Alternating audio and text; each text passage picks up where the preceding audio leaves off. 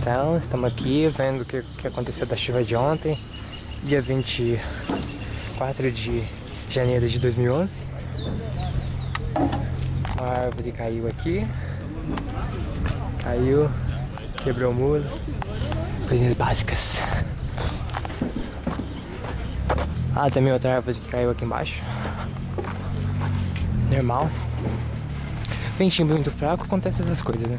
Não é muito forte.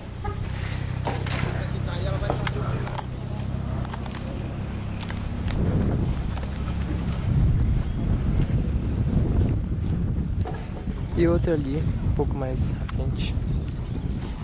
Só pra mudar o visual da faculdade um pouco, ficar mais bonito.